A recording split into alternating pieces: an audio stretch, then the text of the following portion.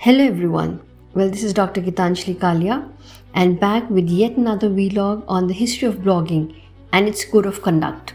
So first and foremost, we need to know why we need to study blogging or what is there a need for blogging.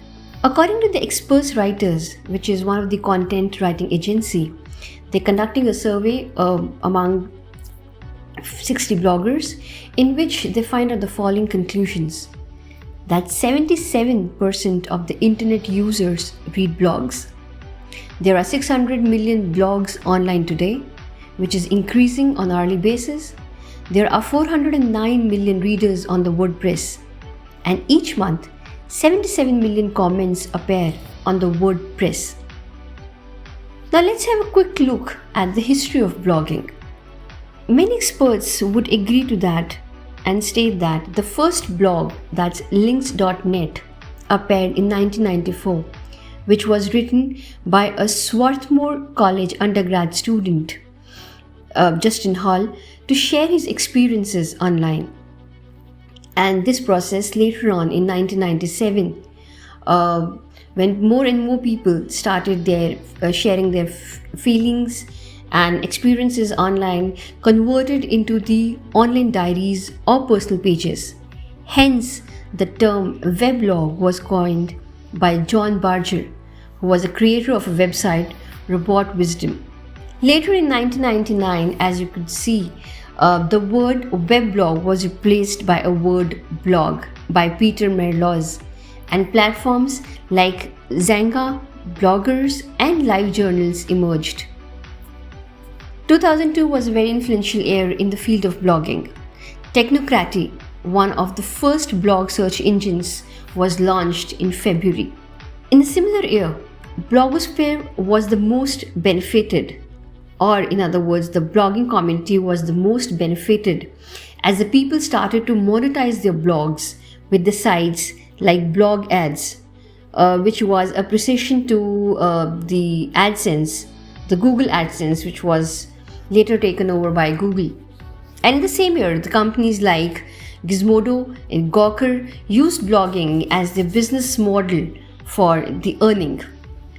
After 1 year, in 2003, Google purchased bloggers.com and pushed blogging into the mainstream, and two new blogging services, that is Typepad and WordPress, was introduced. In 2005, the Garnet Graph became the first blogger in the history of blogging to be granted the press pass for the White House. This, along with the birth of the Huffington Post in the same year, brought blogging to the political realm. And then the 2006 saw the upsurge of the video platforms like youtube.com. Later in 2006, Google purchased YouTube as a platform for the vloggers. In the same year, that is 2006, there was the concept of a flog, that is a fake blog. And the very strong example for this is Walmarting across America.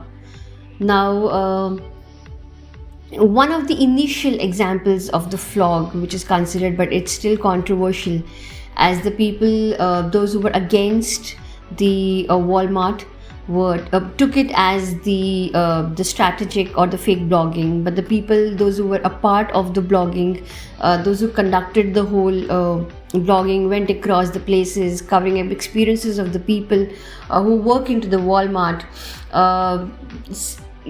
take it as truthful experiences and they share it as the true stories. But anyone who's interested for the following case study can ping me or drop a link, and I'll share the complete case study with them.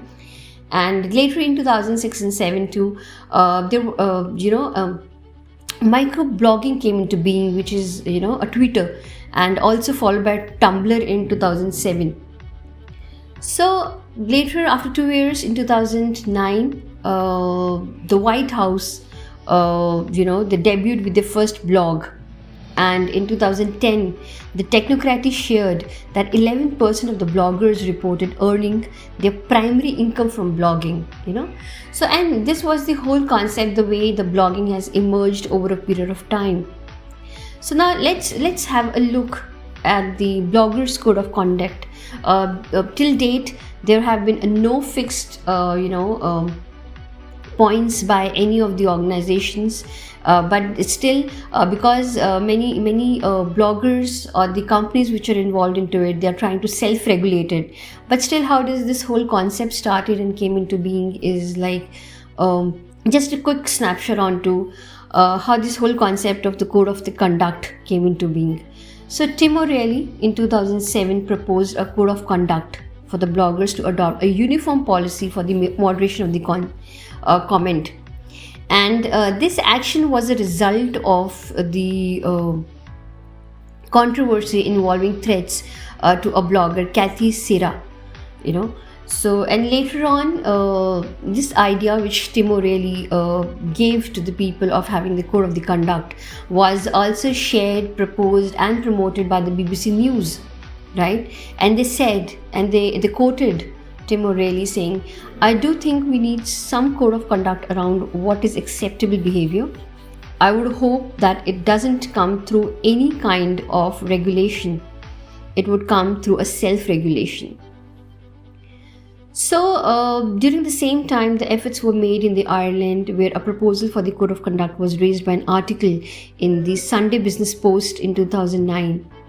And later again in 2011, the 10 bloggers from Nepal signed the code of ethics for the blogging on the first draft that was made by the Ujjwal Acharya, which is a blogger himself and writes a blog that is the Radiant Star. So here are some do's and don'ts which are being put up by the cyberjournalist.net. So the do's are be honest and fair, provide credits, provide labels to pictures, provide balanced coverage, be accountable for what you write, and ignore the trolls. And the don'ts, that means that the bloggers don't have to do the following things: should be never plagiarize, photographs should not be morphed, should not harm or defame, do not allow anonymous comments in the blog. So in case you have the furthermore anything else, questions related to or feedback, you can give it onto the video itself, or you can just share your feedback, answers or comments on the kalia.gitanjali@gmail.com, or you can also go and click onto my website, which is www.gitanjalikalia.com. Thank you.